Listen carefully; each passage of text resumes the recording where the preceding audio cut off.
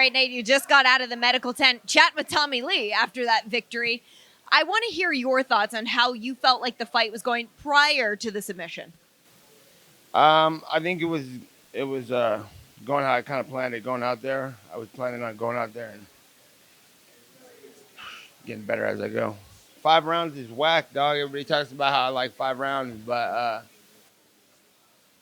I do, but I also don't.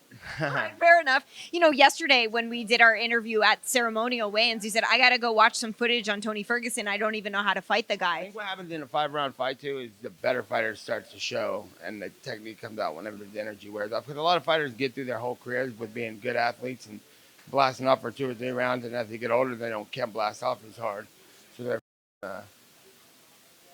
in the end of the day, in the end of their careers, that and quick, especially in UFC, is that they they were never good. They were just their youth was winning in these fights. So you put a five round fight against any guy, old or young, the better fighter is gonna end up showing up and showing out.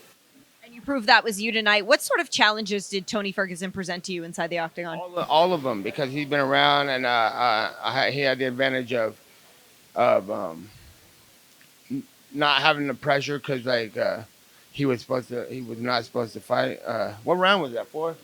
Well, yeah, he had the pressure off him that he didn't have to win. He wasn't ready for the 5 round fight, and then I had the pressure on that this is my main goal, especially with Hamza, was to come out and not get any more cuts on my face. I'm done with that.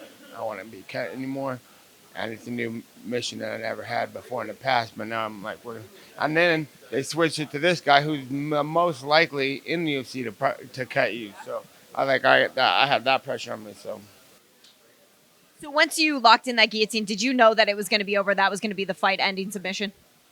I got it in there pretty good, and I could feel. And before that, I was hitting him with body shots, and I felt like it was starting to become the beginning of the end. Nate, how would you describe the past 48 hours or so? There's been so much that's gone on, from the press conference to Hamzat missing weight to your opponent being switched and competing here, winning in the 4th round. I mean, it has been a heavy burden to carry, but how would you describe it? I've got in the boxing gym for years. I'll go into spar, have people line up for sparring that I don't know, and they'll bring their guys out and a bunch of guys, and then I'll go to their gyms. And when we go spar, when I go spar with people, usually I'll be set up to spar with this guy who's there to get to spar with me, and then in the gym there's somebody else there that's I could tell is like the baddest dude in the gym and running the gym. He's walking around with like a little more hardcore and stuff. So I'll talk to my coach. I'll be like, hey, let's get that guy, because he's obviously the toughest guy in here. So we came to spar that guy. Let's switch and get this guy. We'll get that guy next time. So we prep for this my whole life, my whole career. So it's like what I would rather have been fought as planned, but whatever is gonna happen, we came to fight. So. And fight you did. You got your hand raised tonight, Nate. Inside the octagon, you told Joe Rogan you want to take over another sport. Boxing, jiu-jitsu. I know there's so many things that you can do.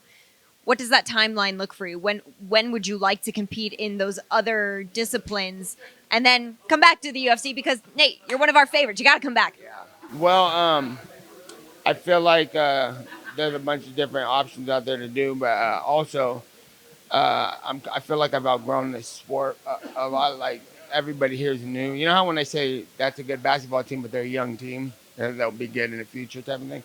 I feel like that with the whole roster here. All the champions are champions walking with their high horses and stuff, and they're like not the big league anybody, but they're all rookies to me. So if I leave for a while, then that's got them 4 years in here, and for me, we got some years out, and it evens the playing field. I want to fight. I'm not that motivated to fight anybody that's here right now who's not doing major stuff. I feel like I've outgrown this, and I want to grow bigger than this, and I have bigger goals, higher places to reach. And I feel like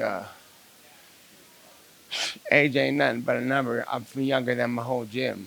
You know what I'm saying? And I'm the most active kid in the gym, and I'm the most active kid when it comes to participating in races and competing, and they're never going to stop for me. Well, listen, I want to echo Joe Rogan's sentiments that we will watch wherever you are, Nate. I know that you will conquer whatever you set your mind to. Congratulations on this win. And thank you for always just being so fun to work with, including all week long when there was so much going on. Appreciate it, Nate. Thanks. Thank you for watching ESPN on YouTube. For live streaming sports and premium content, subscribe to ESPN+.